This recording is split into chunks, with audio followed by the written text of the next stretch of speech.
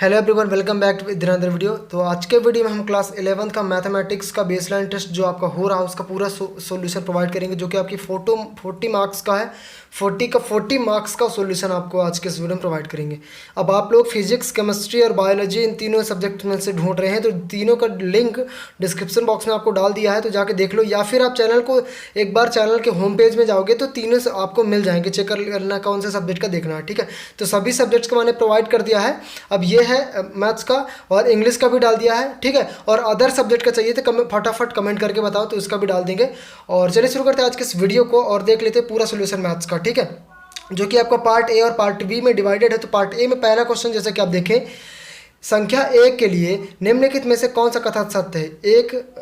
एक भाज्य संख्या, एक अभाज्य संख्या है, एक भाज्य भाज्य दोनों है, एक ना तो अभाज्य संख्या ना ही भाज्य संख्या। तो ये आपका आंसर हो जाएगा डी नंबर, यानी कि एक ना तो अभाज्य है ना ही भाज्य संख्या है। दूसरा क्वेश्चन देखिए, एक त्रिभुज की दो त्रिभुजाओं की माप 12 सेंटीमीटर तथा 15 सेंटीमीटर है। इसकी तीसरी भुजा की माप किन दो मापों के बीच होनी चाहिए। तो इसका आंसर आपका हो जाएगा डी, यानी कि 3 और 27, ठीक है। देखिए मैं आपको पूरा सोल्यूशन केवल आपको प्रोवाइड कर रहा हूँ, एक्सप्लेनेशन नहीं दे रहा। एक्सप्लेनेशन दूंगा तो लंबा हो जाएगा वीडियो, जैसा कि आपको पता है, ठीक है। चलिए आगे बढ़ते हैं। थर्ड क्वेश्चन है, मीना ने 9% वार्षिक दर से एक वर्ष पश्चात 45 रुपये ब्याज के रूप में दिए। उसने कितना धन उधार लिया था, ये भी बताना है। तो तीसरे का हो जाएगा आपका सी नंबर, यानी कि 500 रुपये, ठीक है। वह छोटी से छोटी संख्या जिससे 675 में गुणा करने पर गुणनफल पूर्ण घन प्राप्त हो जाए निम्नलिखित में से कौन सी होगी, ठीक है। 25, 15, 3, 5। तो इसका आंसर हो जाएगा आपका 5। अगला देखें आप, निम्नलिखित आकृति में एक बगीचे का आकार मध्य से आयताकार है, किनारों पर अर्धवृत्त के रूप में है। इस बगीचे का क्षेत्रफल कितना होगा। ऑप्शन है 91 मीटर स्क्वायर, 154 मीटर स्क्वायर और 129.5 मीटर स्क्वायर और 245 मीटर स्क्वायर। तो इसका आंसर हो जाएगा 50 का, ये यानी कि 129.5 सेंटीमीटर स्क्वायर, 5 मीटर स्क्वायर। आगे देखिए 6 का, किसी प्राकृत संख्या के लिए पाइथागोरस त्रिक निम्नलिखित में से किस रूप का होता है। तो 6 का आंसर हो जाएगा ए नंबर, ये वाला, ठीक है, ए। अगला देखिए, एक वृत्ताकार घड़ी की मिनट की सुई की लंबाई 15 सेंटीमीटर है। मिनट की सुई की नोक एक घंटे में कितनी दूरी तय करती है। पाई बराबर 3.14 लीजिए। तो 17 का इसका हो जाएगा ए नंबर, यानी कि 94.2 सेंटीमीटर। अगला देखिए आप, किसी हिमीकरण ठंडी मतलब हिमीकरण प्रक्रिया में कमरे के तापमान को 40 डिग्री सेल्सियस से 5 डिग्री सेल्सियस प्रति घंटे की दर से कम करने की आवश्यकता है। इस प्रक्रिया के शुरू होने के 10 घंटे बाद कमरे का तापमान क्या होगा। इसका आंसर होगा -10 डिग्री सेल्सियस, ठीक है, -10 डिग्री सेल्सियस। अगला क्वेश्चन, निम्नलिखित में से कौन सा कथन सत्य नहीं है। आयत का प्रत्येक कोण समकोण होता है। वर्ग के विकर्ण एक दूसरे पर लंबे होते हैं। समलंब की सम्मुख भुजाएं समांतर होती है। आयत के विकर्ण बराबर होते हैं। इसका हो जाएगा आपका सी नंबर, यानी कि समलंब की सम्मुख भुजाएं समांतर होती हैं। 3 सही 1/3 का गुणात्मक प्रतिलोम होगा क्या। 10, इसका आंसर हो जाएगा आपका 0.3 का, ठीक है। इसके बाद आगे बढ़े 11वां। ये पूरा क्वेश्चन मैं 1 घंटे पढ़ते बैठूंगा, इससे अच्छा सोल्यूशन डायरेक्टली बता रहा हूँ। इसका हो जाएगा आपका सी नंबर, कहाँ गया, सी यानी कि 3, ठीक है। फिर 12वां देखिए, रखिए एक समीकरण 3x - 5 = x - 1। इसका क्या होगा आंसर, इसका हो जाएगा सी नंबर, यानी कि अपरिमित रूप से अनेक हल हैं। अगला देखेंगे आप, निम्न आकृति में यदि ये जो भी लिखा है, ठीक है, बहुत बड़ा है, मैं डायरेक्टली आंसर बता रहा हूँ। 13 का आपका आंसर हो जाएगा सी नंबर, यानी कि 60 डिग्री। अगला देखिए 14, इसका आंसर हो जाएगा 14 का आपका बी नंबर, यानी कि 65 डिग्री। निम्नलिखित आकृति में यदि ए ओ बी वृत्त का एक व्यास था, ए सी इक्वल टू बी सी है, तो कोण ए सी ए बी बराबर है। इसका आंसर हो जाएगा आपका 15 का आपका हो जाएगा डी नंबर, यानी कि 45 डिग्री सेल्सियस, सॉरी 45 डिग्री, ठीक है, 45 थीटा, सॉरी। आगे देखिए, एक घन का कुल पृष्ठीय क्षेत्रफल 96 वर्ग सेंटीमीटर, घन का आयतन क्या होगा। इसका हो जाएगा आपका सी नंबर, यानी कि 64 घन सेंटीमीटर। 17 का देखिए आप, वर्ग 150, 170, 150, 170 का वर्ग चिन्ह क्या है। इसका आंसर हो जाएगा आपका ए, यानी कि 150। एक विद्यार्थी द्वारा मासिक यूनिट परीक्षा में प्राप्त किए गए अंकों का प्रतिशत नीचे दिया गया है। ये है आंसर, आपको डायरेक्टली बता रहा हूँ मैं। इसका हो जाएगा आपका बी नंबर, ठीक है, 3/5। यदि n एक प्राकृत संख्या है तब तो वर्ग संख्याओं n² और n+1 2 स्क्वायर के बीच कितनी संख्याएं हैं जो पूर्ण है, पूर्ण वर्ग संख्याएं नहीं है। इसका हो जाएगा आपका सी नंबर 2n। यदि a + b + c बराबर 0 है तो a³ + b³ + c³ बराबर है, क्या होगा इसका। इसका आंसर हो जाएगा 2ab। ठीक है, फिर हम अपना अगला देखिए, यदि दो धनात्मक पूर्णांकों a प्लस a और b को a बराबर एक्स क्यूब, ये इसका आंसर डायरेक्टली बता रहा हूँ, 21वां का आपका आंसर हो जाएगा आपका बी नंबर यानी कि एक्स वाई स्क्वायर। देखिए फिर 22वां नंबर देखिए, परिमेय संख्या 33/2 का दशमलव प्रसार निम्नलिखित पाद समाप्त होता है, तो इसका आंसर हो जाएगा आपका बी नंबर यानी कि 2 दशमलव स्थान। यदि द्विघात बहुपद a x square plus b x plus c a, तो सी नॉट इक्वल इक्वल 0 के शून्य के बराबर है, तो इसका आंसर हो जाएगा आपका सी नंबर यानी कि सी और ए का एक ही चिन्ह के हैं। अगला देखेंगे आप, दो अंकों की एक संख्या के अंकों का योग 9, यदि इसमें 27 जोड़े तो इस संख्या के अंक पलट होते हैं, वह संख्या क्या कहलाती है?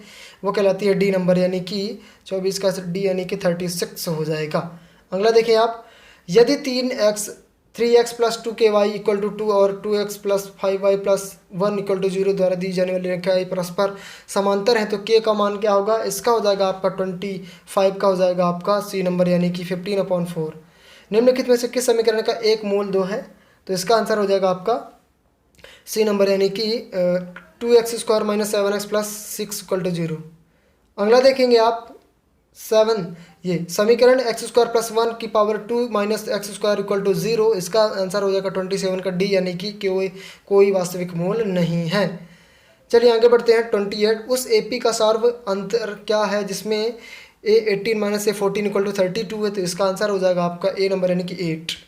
एक त्रिभुज, ये पूरा पढ़ने की जरूरत नहीं, मैं डायरेक्टली आंसर बता रहा हूँ। 29 का आंसर हो जाएगा आपका बी नंबर यानी कि 3। ठीक है, पूरा का पूरा करेक्ट आंसर है। जल्दी जल्दी फटाफट लिख लें आप। अदर सब्जेक्ट का चाहिए तो फटाफट कमेंट करें। और इसके साथ सबसे इंपॉर्टेंट बात मैं आपको बताना चाहता हूँ कि आपको आपके मेन बोर्ड की तैयारी भी करवाएंगे अपन, प्रिपरेशन पूरी, साथ ही साथ पूरी अपडेट्स वगैरह देते रहते हैं, पढ़ने की तैयारी करवाते रहते हैं, स्ट्रैटेजीज़ वगैरह आपके लिए लाते रहते हैं। तो आप चैनल को सब्सक्राइब करके ज़रूर रख लें, क्योंकि आपका और हमारा 1 साल का पूरा आपका अच्छा खासा रिश्ता होने वाला है। ठीक है, अच्छा खासा संबंध होने वाला है, पूरी हेल्प करूंगा आपको। ठीक है, डोंट वरी। चलिए 30 नंबर देखिए, यदि दो समरूप त्रिभुजों के क्षेत्रफल का अनुपात 4:9, इन त्रिभुजों की संगत भुजाओं का अनुपात क्या होगा? इसका हो जाएगा ए यानी कि 2:3। यदि बिंदु A120 O00 और CA सरेख है, तो इसका आंसर होगा 31 का सी यानी कि 2AB इक्वल टू बी। इसका आंसर हो जाएगा, इसका मान बताना है, तो 32 का आंसर हो जाएगा आपका ए यानी कि 0। यदि sine theta equal to upon B हो, तब कॉस थीटा बराबर क्या होगा? इसका आंसर हो जाएगा बी यानी कि ये वाला √b स्क्वायर माइनस ए स्क्वायर अपॉन बी। आगे देखिए 34 नंबर, 6 मीटर ऊंचे 6 मीटर ऊंचे खंभे की छाया भूमि पर 2 √3 मीटर लंबी, तब उस समय सूर्य का उन्नयन कोण क्या बनेगा? 34 का, इसका हो जाएगा आपका 60 डिग्री का। फिर इसके बाद आगे देखिए, यदि वृत्त की दो त्रिभुजों के बीच त्रिज्याओं के बीच का कोण 130 डिग्री है, तो इन त्रिज्याओं के सिरों पर खींची गई स्पर्श रेखा के बीच का कोण क्या बनेगा? इसका हो जाएगा डी यानी कि 50 डिग्री। ठीक है, अगले देखिए, यदि R1 और R2 वाले दो वृत्तों के क्षेत्रफलों का योग R त्रिज्या वाले वृत्त के क्षेत्रफल के बराबर हो, तो इसका आंसर हो जाएगा 38 का डी नंबर यानी कि ये R1 square plus R2 square plus equal to lesser than R2। अब देखिए आगे, ठोस को एक आकार से दूसरे आकार में बदलने पर नए आकार का आयतन क्या होगा? इसका मैंने क्या कर दिया? अच्छा 36 का आपका हो जाएगा, ये हो गया आंसर, ये वाला। ठीक है, ये वाला आंसर होगा 36 का। फिर से ये देखिए, ठोस को एक आकार से दूसरे आकार में बदलने पर नए आकार का आयतन क्या होगा? इसका हो जाएगा सी यानी कि वही रहता है। फिर 38, 4.2 सेंटीमीटर किनारे वाले एक घन में से काटे जा सकने वाले सबसे बड़े शंकु का आयतन क्या होगा? इसका हो जाएगा डी यानी कि दुगुना हो जाता है। अगला देखेंगे आप, फिर अरे यार मैं कहाँ हो जाता हूँ, हाँ ये वाला 19.4 घन सेंटीमीटर। ठीक है, कंफर्म है। 37 का आपका हो जाएगा सी नंबर वही रहता है, और ये यहाँ ये हो जाएगा डी नंबर। अगला देखिए, निम्नलिखित में से कौन किसी घटना की प्रतिक्रिया प्रायिकता नहीं हो सकती है? क्या प्रायिकता नहीं हो सकती है? 17/16। ठीक है, 39 का डी। केंद्रीय प्रवृत्ति की मापे मध्य माध्यक तथा बहुलक से संबंध होता है, तो इसका आंसर हो जाएगा आपका 40 का ए यानी कि बहुलक 3 माध्यक और 2। ठीक है, तो ये रहा आपका क्लास 11th का मैथमेटिक्स का पूरा सॉल्यूशन। ठीक है, और अदर सब्जेक्ट का चाहिए तो मैंने बता ही दिया, डिस्क्रिप्शन बॉक्स आप चेकआउट कर लो। कोई बात कर रही तो इंस्टाग्राम पे मैसेज करो, उसका रिप्लाई दे दूंगा। कोई भी क्वेश्चन करिए कमेंट सेक्शन में पूछ सकते हो। और अगर आपको पीडीएफ चाहिए तो टेलीग्राम के चैनल पर जाके ज्वाइन कर लो, ठीक है। डिस्क्रिप्शन बॉक्स में आपको लिंक मिल जाएगा। मेन बोर्ड की तैयारी के लिए चैनल को सब्सक्राइब करके जरूर रख लें। चलिए मिलते हैं नेक्स्ट वीडियो में किसी नए टॉपिक के साथ, तब तक के लिए अलविदा। जय हिंद, जय भारत।